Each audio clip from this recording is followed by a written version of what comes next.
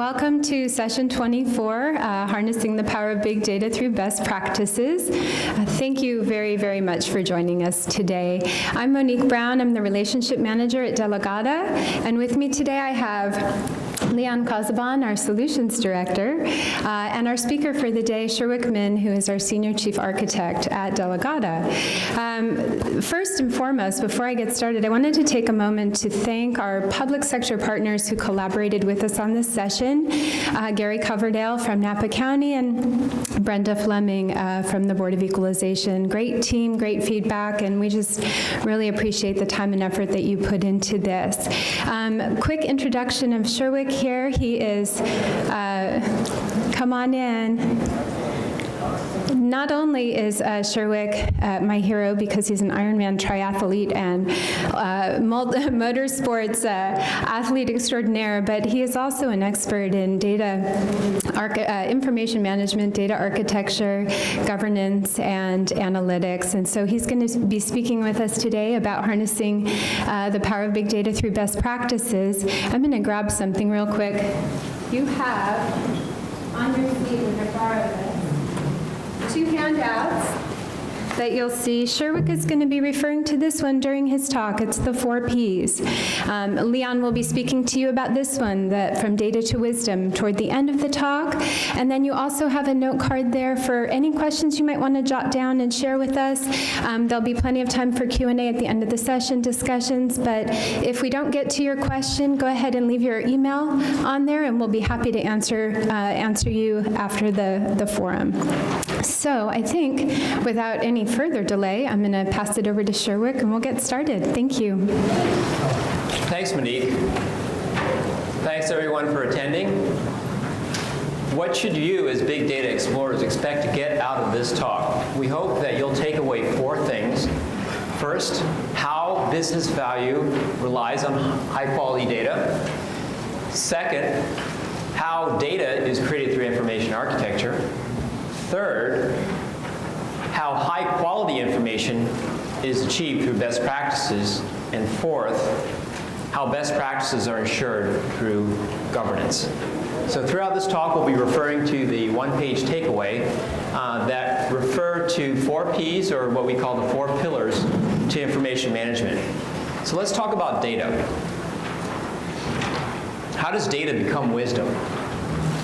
Here is the classic DIKW pyramid, where each successive layer is based upon the one beneath it, and refinement up the pyramid, yielding decreased volume but increased density and business value.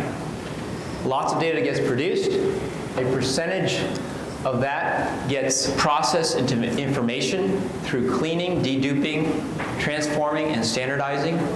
A percentage of that is then refined and collected over time as knowledge. And finally, a percentage of that is polished into wisdom. So what value do we derive throughout this process? Let's use an example in the public sector to illustrate and look at unemployment insurance fraud. In addition to cross-matching unemployment insurance claims against new hire information, as well as identity verification using Social Security number and DMV records, EDD conducts quarterly audits. Inconsistencies in data, for example, claims filed within the same period as wages submitted by employers, can be flagged to provide information describing the circumstances surrounding cheating. Forensic analysis and data mining can then produce the knowledge on how cheating might occur. And then understanding these circumstances around cheating can explain why cheating occurs in certain cases but not others. An accumulation of wisdom then allows us to address system control deficiencies to prevent future breaches. Here's a new rendition of the DIKW pyramid in the form of a 3D tetrahedron, emphasizing the interaction of data, information, knowledge, and wisdom as 4 faces. Data becomes content or raw transactions. Information becomes context with structure, such as tables in a database schema. Knowledge becomes connections with relationships, such as foreign keys in a database table. And finally, wisdom becomes purpose with meaning. And that meaning is what we'll talk about next. It's called metadata. So what is metadata? Metadata is simply the semantics surrounding data. For example, metadata can be the type of data that is expected, such as valid days, months, years in a date time field. For unstructured data, such as a digital image, metadata can be the geolocation or the camera settings that were used to take the picture. So the discovery and management of metadata is crucial to an organization because metadata is continuously produced throughout the software development lifecycle. During first design, such as data models and data flow diagrams. Second, operations throughout data processing. And third, through consumption, such as requests for, access to, and the sharing of information. So you've all heard by now in many of these talks how big data has been classically defined as the 3 V's of volume, variety, and velocity. Big data comes in the form of structured data, such as in the familiar relational tables, to semi-structured to unstructured data, notably from transaction logs, machine sensors, and social media applications. Recently, a 4th and 5th V have been introduced, with volatility or sensitivity in data and veracity or reliability of data. And it is this 5th V that we'll focus on today in this talk, because big data is only useful if we can trust it. Nevertheless, the other 4 V's of volume, variety, velocity, and volatility make ensuring the 5th, veracity, quite a challenge. So big data, in combination with social, mobile, and cloud, offer game-changing, disruptive innovation.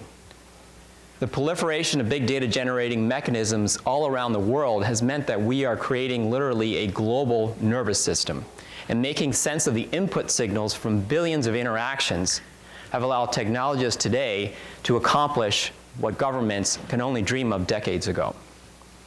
So how has big data evolved? A brief evolutionary history of information technology from mainframe to client server to the internet to the cloud reveals big data's origins. The democratization of data has meant that more and more people are contributing to data. Today, there are more than 2.7 internet users and 1.5 billion smartphone users, with more web-ready mobile devices in the world than people. So that's pretty astounding. The government uses big data to provide valuable services to the public. For example, the DOT uses toll tag readers to provide traffic conditions and also weather conditions to billboards and mobile apps. To protect their privacy, toll tag data is encrypted and data is discarded within 2 hours of being read. On the other hand, big data can also be used inappropriately. How many of you read in the New York Times recently a publication by 8 notable companies, including AOL and Yahoo, Google and LinkedIn, Facebook and Twitter, Apple and Microsoft, where they proposed that the NSA reform its practices after it was revealed that private online data was being used for the surveillance of US citizens. Let's talk about information architecture. How is data like water? Just like water, it flows throughout our organizations, being touched by machines and people. And just like water, it can become very polluted. So the data lifecycle is simply the iterative process by which data is created, processed, analyzed, preserved, accessed, reused, and eventually discarded. As you can see, we all participate as producers, enablers, and consumers of data throughout the data lifecycle. So how can we keep it clean? When business partners with IT throughout the software development lifecycle, we can provide informed guidance and valuable feedback to make sure data integrity is preserved and maintained. So let's walk through the nuts and bolts of information architecture in order to understand how it all works. First of all, how does information architecture manage data? There are 4 systems that we want to talk about, and I'm sure you've heard these in other talks as well. Operational, answering what has happened. Descriptive, answering how it happened. Predictive, answering what will happen. and prescriptive, answering what should happen. But let's use a real example to understand the illustration of these 4 types of systems. And we'll use the California Department of Corrections and Rehabilitation, or CDCR, to illustrate. So operational systems capture past events as atomic transactions in their SOMS, or Strategic Offender Management System. And they can answer questions like, how many offenders were admitted yesterday? Descriptive systems enrich those past events with contextual information and can answer questions like, out of those offenders, what percentage of those can be classified as lifers, and how has that percentage changed over time? Predictive systems can forecast future events using large sample sizes and can answer questions like, what will be the projected prison population at the end of 2014? And finally, prescriptive systems generate ideas for future enhancements and can answer questions like, how should we improve rehabilitative programs in DPR to minimize recidivism? So now we arrive at the first P, questions business can ask. Prepare, the first of 4 pillars to information management. How is operational and descriptive data being prepared for predictive and prescriptive analyses? Do you gather reliable and accurate data from your operational systems? If not, you can work with IT to solve problems right at the source or find better sources. Does your data have all the who, what, when, and where to fully describe it? If not, you can work with IT to bring in additional data to fully attribute your business processes. What is your big data strategy for the future? What kinds of questions can big data answer for you in your own domain, whether it's social services, emergency response, economic policy, public health, crime, or community engagement? You can work with IT to build a strategy to gather, process, and analyze big data for your own needs. Okay, so what kinds of ideas are generated from data?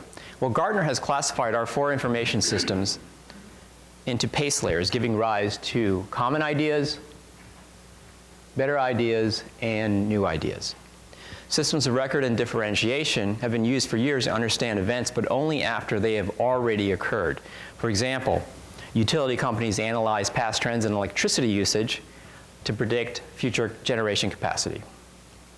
Systems of innovation are just beginning to take hold in the public sector, capitalizing on the huge sample sizes offered by big data. For example, the Office of Research within CDCR intends on using SAS as a system of innovation for predictive modeling to generate hypotheses aimed at understanding the linkage between legislative changes and prison populations. But are you trying to squeeze new ideas from legacy systems or hidden systems, such as those from spreadsheets? If so, you need to talk to people in IT. So who should you talk to?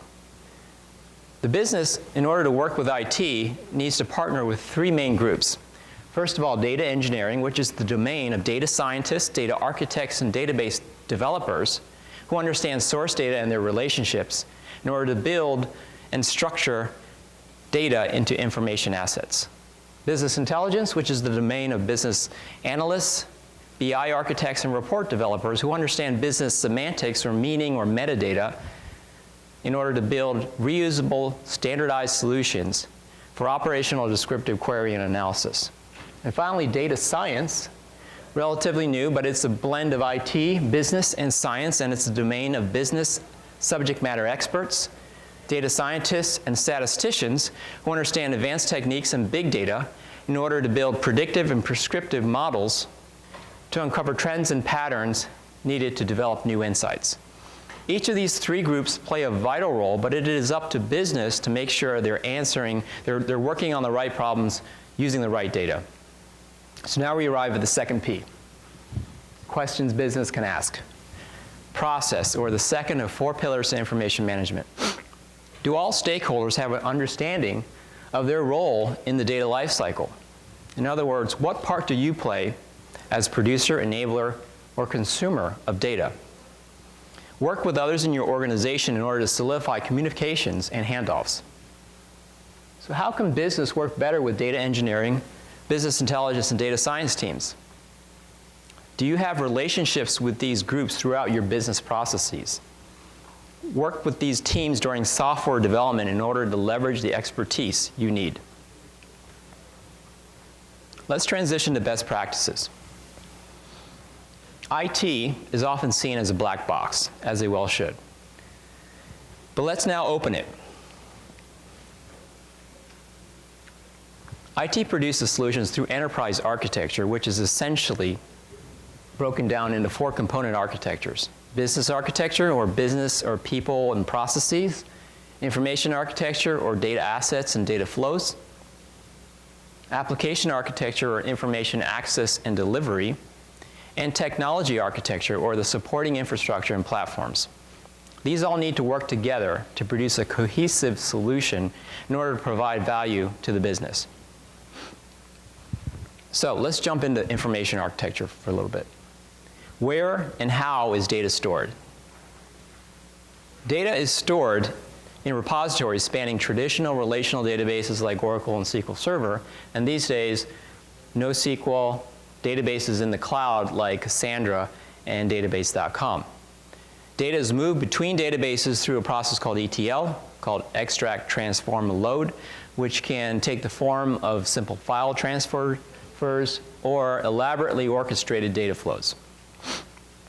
For example, one vision at CDCR for enabling enterprise BI is to leverage Oracle and DECA, which you may have heard in a prior talk.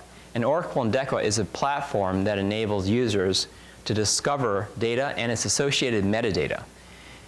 And at CDCR, this discovery tool can connect these databases, including their OLTP, which is their SOMS database, online transaction processing, which manages the raw transactions or events; their ODS, or operational data store, which hinges these transactions on contextual information for the who, what, when, and where; their data warehouse, or DW, which records history that's needed for reporting and analytics; and finally, their analytics repository, which stores all the statistical models generating predictive hypotheses; and finally, most important, all the metadata, which is stored in a metadata repository. Application architecture. How do users access the data? Through applications that can be lumped into transactional reporting, enterprise historical reporting, and analytics. Now, users can access the data or even have it delivered directly to them. User friendliness of these applications has increased dramatically over the last few years through self-service access, through data visualization, through cloud storage, and mobility. However, metadata plays a vital role in enabling all these applications, regardless of form and media, through communicating using a common language. So metadata. How does metadata do it? Metadata, you can think of metadata as simply the glue between systems, providing consistency in data integrity and understanding. It guides pre-built browsing, such as through a hierarchy, or ad hoc searching when you type it in. And these are all controlled through semantics that we grab from data models, data flows, data dictionaries, application business rules, and reporting business objects. And finally, technology architecture. Where does MDM fit in? Infrastructure is required to guarantee veracity, which is described in terms of accuracy or correctness, and also precision or reliability. Now, MDM, or master data management, is simply, there's a mystique around it, but it's simply managing your core data assets that are core to your business. And you want to ensure those to enterprise standards of quality as well as security by reconciling and rationalizing metadata that's stored in that metadata repository. So that's simply what master data management is. So now we arrive at the third P. Questions business can ask. Practice. This is the third of 4 pillars to information management. Is metadata being valued as an asset and shared across the enterprise? have you established a master data management framework for your most important data assets?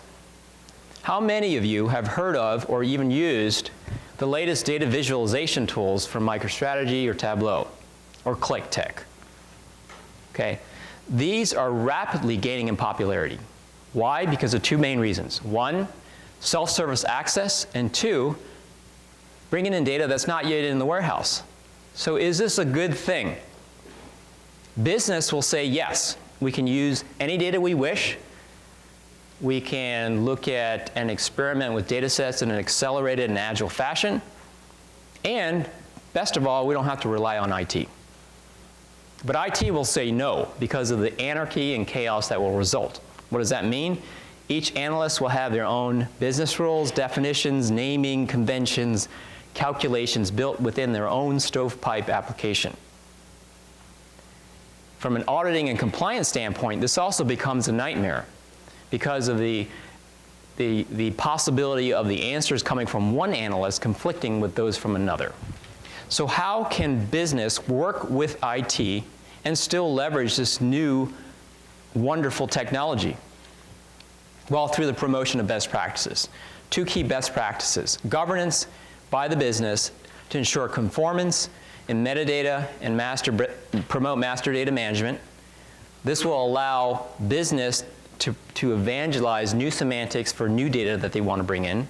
And then two, information architecture through IT to help the business build the data assets and ETLs once, not over and over again each time information is needed. So with these two key best practices, end users will still be able to access high-quality data using their self-service tools to focus on data visualization and analysis. So now we arrive at business architecture. How does business then engage with IT? Through four programs or four domains: governance, strategic direction, program management, and project management. You, as big data explorers, can make sure that data, and especially big data and its associated metadata, is developed, managed, and groomed for the good of the enterprise. So let's talk about governance. Where do you, as big data explorers, fit in? Well, there's clearly a gap between theory and execution, a gap between IT and business. And closing that gap is, I would say, one of the main goals of this whole forum and this particular session. So where does the rubber hit the road? What do we do when we walk out of here? Most often than not, enterprise architects create blueprints and policies, although well-intentioned, are not read or they're misunderstood. And even if they are understood, rarely implemented or enforced. How can we make sure that technology solutions are adopted? One word: governance. Governance is simply defined as oversight in the application of best practices to ensure that technology solutions are useful and deliver real business value. What's an example? Well, you can start with a strategic direction developed from the scientific method. The classic scientific method composed of 4 simple steps. 1, question and know your goal. Ask, what is the question, instead of what answers can I find in my data? 2, hypothesize. Make a valid prediction that is testable. It has to be testable. So this does the sun rise is not necessarily a good hypothesis. Make sure that you focus on testing that hypothesis and formulate an educated guess before collecting data. 3, test and measure with data by targeting specific variables that you monitor before and after making changes, instead of searching for a needle in a haystack. And then 4, analyze and use it or lose it by managing data intelligently. Data, unlike wine, does not get better with age. Program management. How do you manage programs effectively? You can start by evangelizing the data lifecycle, which we talked about, which serves to educate all stakeholders, whether they're producers, enablers, or consumers, that their participation in keeping data clean is vital. So it is everyone's responsibility to make sure data is clean. You don't just throw it over the wall to IT, or IT throw it over the wall to business. Everyone needs it. Programs should all have business sponsorship, elicited through a shared understanding for the enterprise need of high-quality data. For example, when the governor's office needs information, instead of spawning a lot of costly activity, such as impromptu data processing and ad hoc research, wouldn't it be nice to have all the valuable information available right at your fingertips? Instead of data quality being put on the back burner in the interest of expediency, wouldn't it be nice to trust your data? Instead of asking how much does enterprise architecture programs cost, shouldn't we ask instead, what is the cost for not having enterprise architecture? So what must projects be aware of? All projects should have tasks for information management built right into each project. Although paper artifacts have largely disappeared, they are now being replaced in digital format, focusing our attention again on the risks and costs associated with accumulating too much data. 90% of all data in the world have been produced just in the last 2 years. So you can imagine how much data is accumulating. Information lifecycle management is an age-old solution that can not only archive inactive data, but manage test data and mass-sensitive data. But with unstructured data such as documents, multimedia, video, things like that, as well as documents and web content, ECM, or Enterprise Content Management, is needed to manage unstructured data, leveraging middleware services and additional repositories.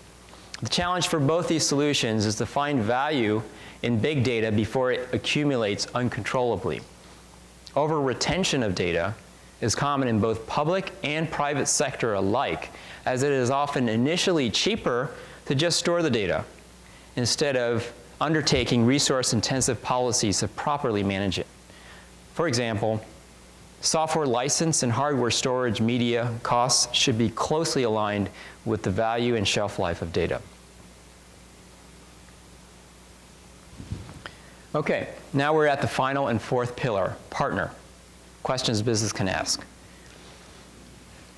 Is there governance in the form of data stewardship and data lifecycle management? How should governance be implemented? How do we start it? It's a great term.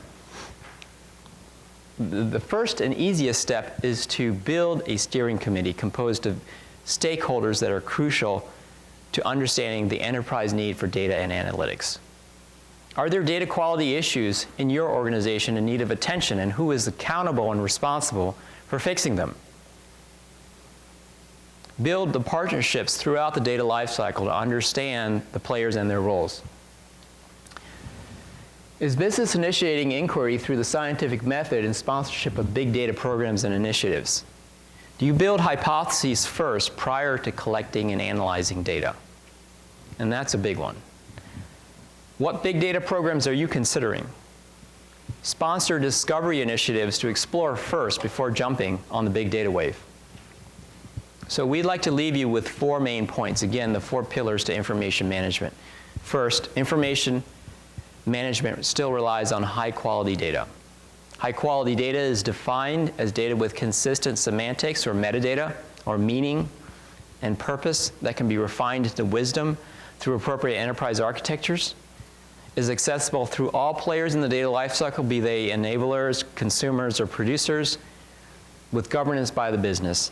And big data generates even more challenges to get it right and get high-quality data out of your systems.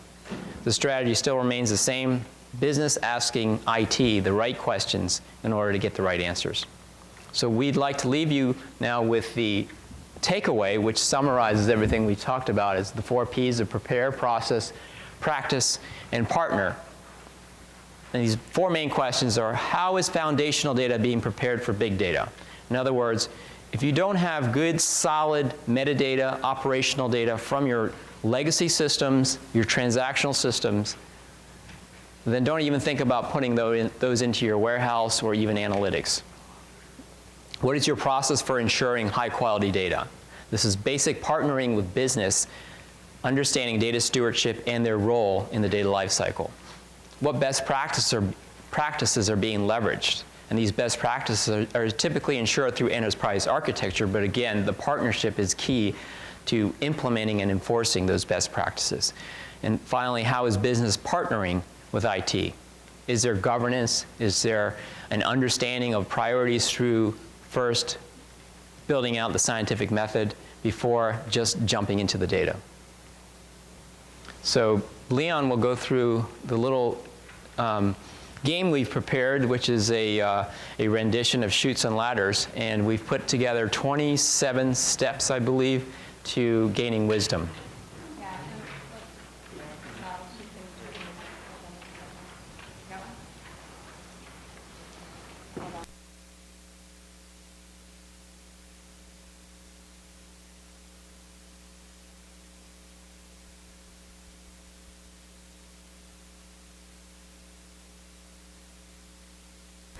This thing on? Okay, now it's on. Okay, so if you have kids, this is a great game to play, I'm telling you. So really, if you want to know how to build something, from just data to wisdom, the steps along this game path give you some clues. Okay, so we talked a little bit about, a lot of large type of concepts, if you will. How many of you have data warehouses today in your organization? How many of you have 2 data warehouses in your organization?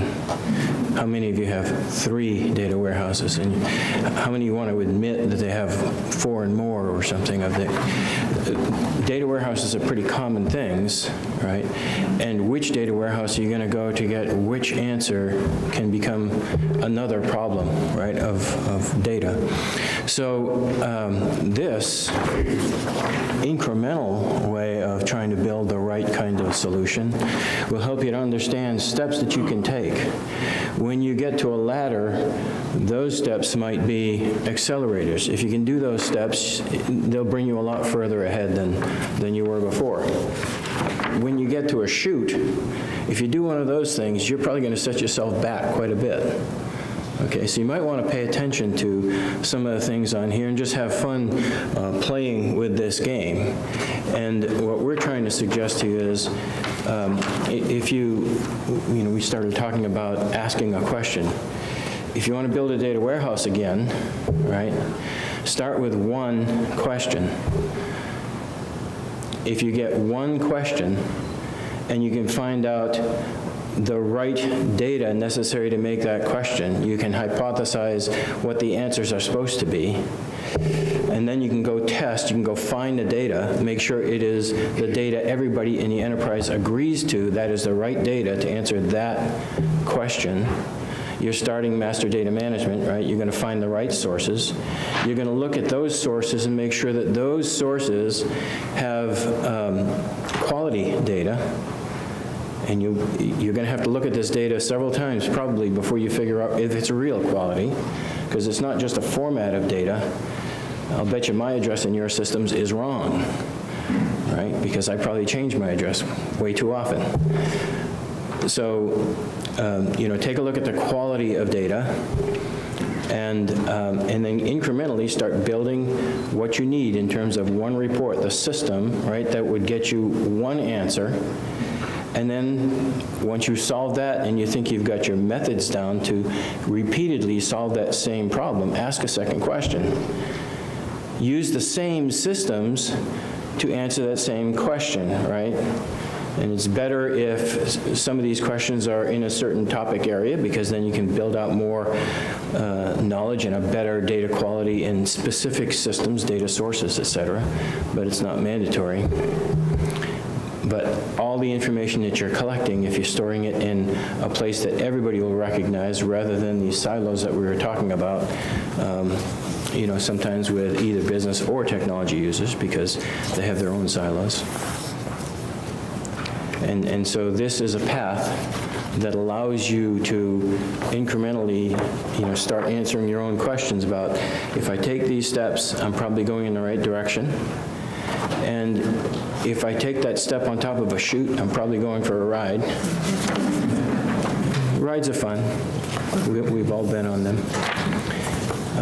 Any questions on, playing a game? Let's actually, if you have questions that you've written down, go ahead and pass them to the center aisle and we'll collect them. But otherwise, if you want to just raise your hand, and I think you can just stand up and shout out a question. Sherwick or Leon would be here and happily answer what it is.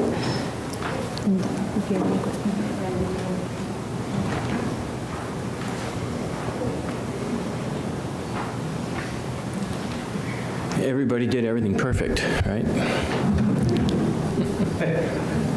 Simple. Couple simple acronyms. Well, thank you all for attending, and we'll be hanging around if you have any more questions you want to talk through one-on-one. If you want to leave questions and emails, et cetera, on the card, just do so. We'll respond to you. You know.